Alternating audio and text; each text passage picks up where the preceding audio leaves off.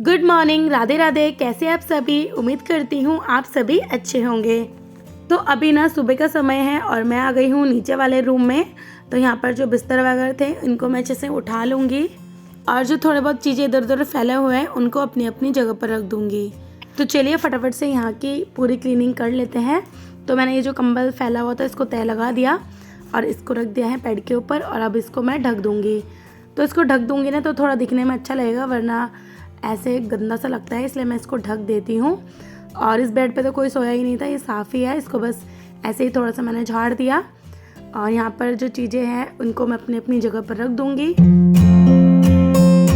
उसके बाद चादर झाड़ कर चादर बिछाऊँगी।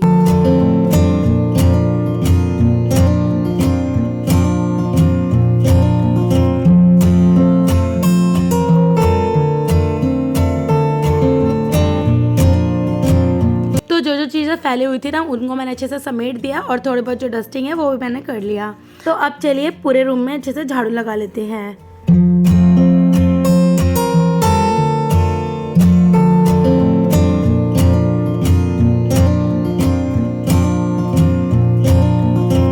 पूरे रूम में तो मैंने डस्टिंग कर लिया है, बट ये फ्रिज के ऊपर ना मैं साफ़ करना भूल गई थी। तो ये जो कपड़ा है इसको हटाकर अच्छे से झाड़ दूंगी और फ्रिज के ऊपर भी अच्छे से पोंछ लूँगी।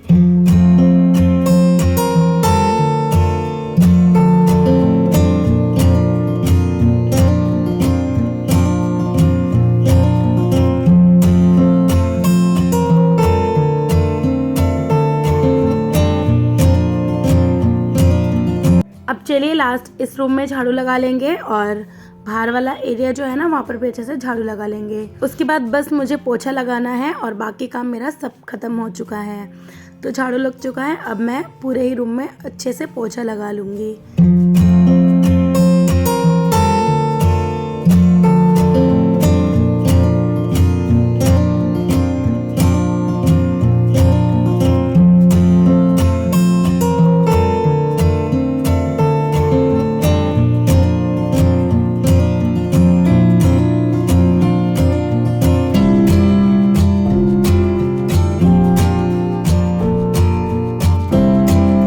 लीजिए फाइनली नीचे घर का सारा काम खत्म हो चुका है और मैंने यहाँ पर जीने में पोछा भी लगा लिया है। यहाँ का काम खत्म करने के बाद ना मैं छत वाले जीने में भी झाड़ू पोछा लगाऊंगी, क्योंकि वहाँ पर भी ना 2 दिन हो गए मैंने झाड़ू नहीं लगाया। तो उससे पहले मैं आपको दिखाती हूँ, ये देखिए पूरा घर एकदम साफ़ हो चुका है। अब इस रूम का दरवाज़ा वगैरह लगा कर मैं चली जाऊँगी ऊपर, क्योंकि नीचे तो कोई है ही नहीं, मम्मी पापा और हम लोगों को ना अब ऊपर ही ज़्यादा अच्छा लगता है। तो चलिए यहाँ पर बंद कर देते हैं और चले जाते हैं ऊपर।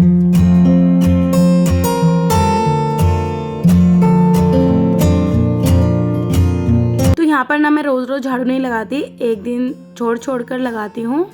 तो देखिए कितना ज़्यादा मिट्टी हो चुका है।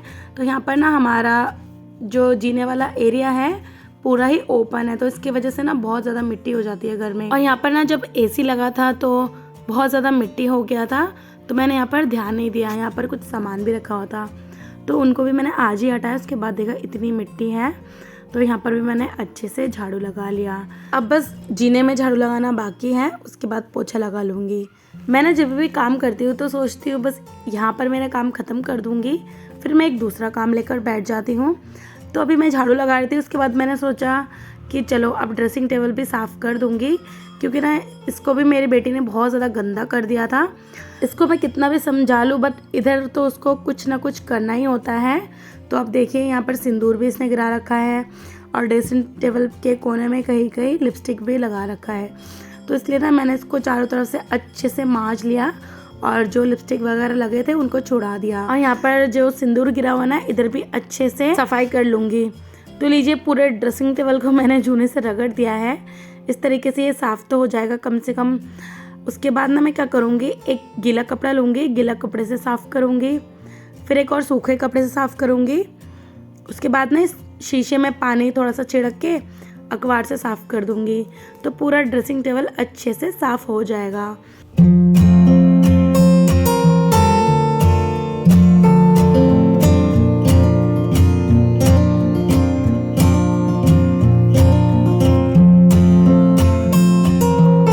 देखिए पूरा हमारा ड्रेसिंग टेबल एकदम चमकने लग गया है, शीशा भी बहुत अच्छे से साफ हो गया। अब चलिए इस खिड़की को भी अच्छे से साफ कर लेते हैं।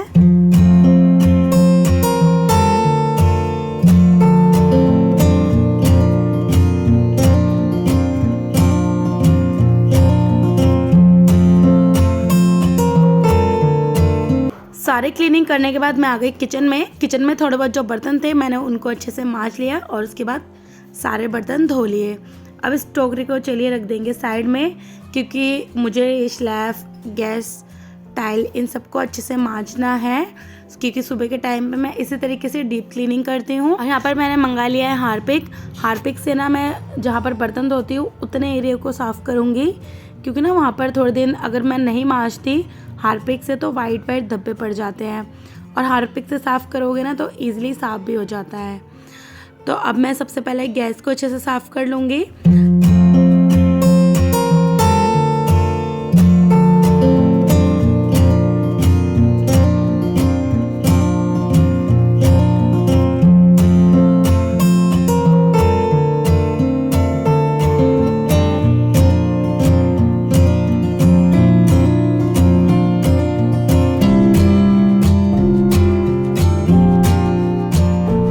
लीजिए चारों तरफ मैंने अच्छे से मांज लिया है।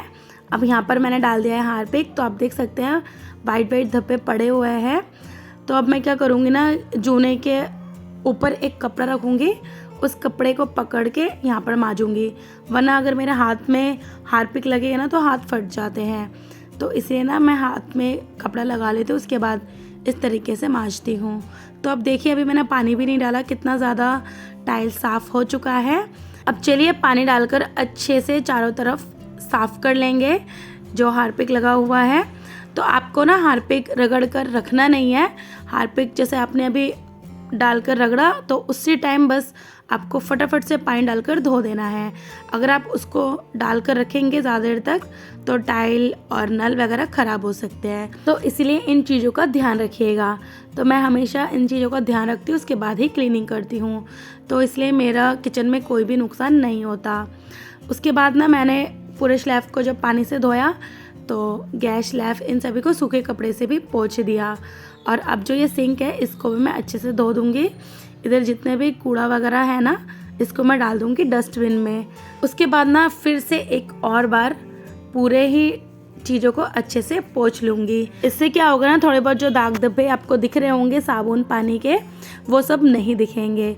तो मैंने पोंछ दिया है। उसके बाद ये जो गैस का स्टैंड वगैरह है ना, इनको भी मैंने धो दिया था, इनको मैं अपनी अपनी जगह पर लगा दूँगी। तो फाइनली किचन हो गया है एकदम साफ़, और थोड़ा बहुत जो कूड़ा था उनको मैंने डाल दिया है डस्टबिन में।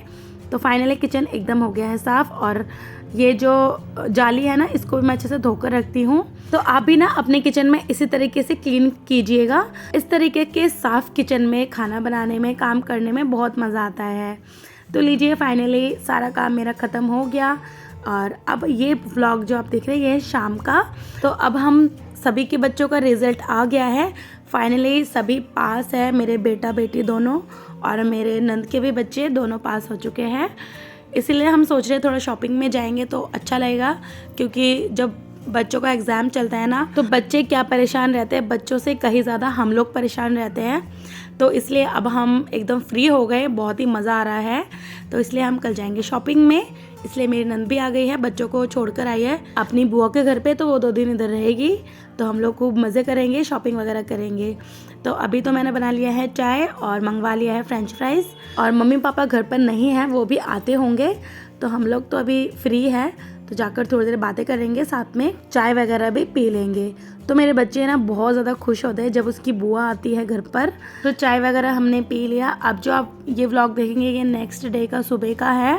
तो मुझे ना कुछ पुराने बर्तन जो हैं उनको हटाने थे, ये सब मेरे यूज़ के नहीं हैं, तो इनको देकर मैं नए बर्तन लाऊंगी। तो इसलिए हम तीनों जा रहे हैं शॉपिंग करने के लिए, मैं, मेरी नंद और ये है मेरी जेठानी की बेटी। तो जो चीज़ें मैं लेकर आऊँगी ना शॉपिंग करके वो भी मैं आपके साथ शेयर करूँगी। तो अभी तो चलिए चलते हैं मार्केट। तो यहाँ पर हम बैठ चुके हैं रिक्शे में। शॉपिंग करते करते ना बहुत रात हो गई थी, तो फिर मैं घर पर आई, आकर मम्मी को दे दिया पालक छाटने के लिए, और मेरा बेटा यहाँ पर सारा पालक काट रहा है। और यहाँ पर मेरी नंद की वैक्सिंग हो रही है फेस की। वैक्स वगैरह ना हम घर पर ही करते हैं, हम पार्लर नहीं जाते हैं, बस थ्रेडिंग वगैरह जो ज़रूरी चीज़ें हैं वही सब करवाते हैं पार्लर से। और सभी लोग ना किचन की तरफ ही बैठे हुए हैं और मैं यहाँ पर बना रही हूँ खीर, और ना मुझे बनाना है पिज़्ज़ा, तो वही सब तैयारी भी कर रही थी मैं। किचन वगैरह जो फैला हुआ है वो सब भी साथ साथ में समेट रही थी। तो सभी लोग ना इधर ही हैं, तो इसलिए मैं आराम से काम भी कर ले रही हूँ। तो इस तरीके से एक साथ बात वगैरह करके काम करते हैं तो मन लग जाता है। तो पूरा किचन मैंने अच्छे से समेट लिया है। और यहाँ देखिए आज का जो डिनर है वो भी बन चुका है। अब बस लास्ट पिज़्ज़ा बनाना बाकी है, क्योंकि मेरे बेटे को आज घर का पिज़्ज़ा ही खाना है। तो आपने देखा पालक पनीर बन गया, ये रहा खीर भी बन चुका है। और मैंने ना पिज़्ज़ा बेस भी घर पर ही बनाया था, तो ये देखिए मैंने बेल कर रख दिया है ट्रे में, और अब मैं इसको अच्छे से बेक कर लूँगी।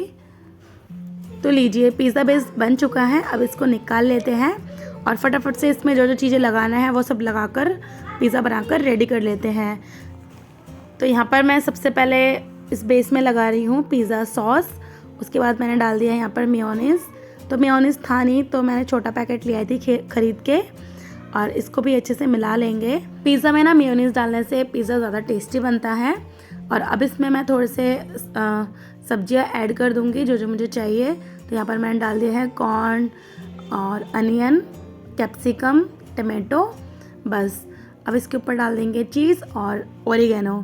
तो चिली फ्लेक्स मैं नहीं डालूंगी क्योंकि बच्चे खाएंगे, तो बच्चे मना कर रहे हैं चिली फ्लेक्स डालने के लिए, तो इसलिए मैंने इसमें नहीं डाला। तो ये लीजिए फाइनली ये रेडी हो गया है। अब इसको अच्छे से बेक कर लेंगे।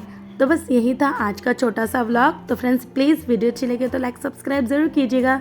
चलिए मिलेंगे नेक्स्ट व्लॉग में। Bye bye, take care.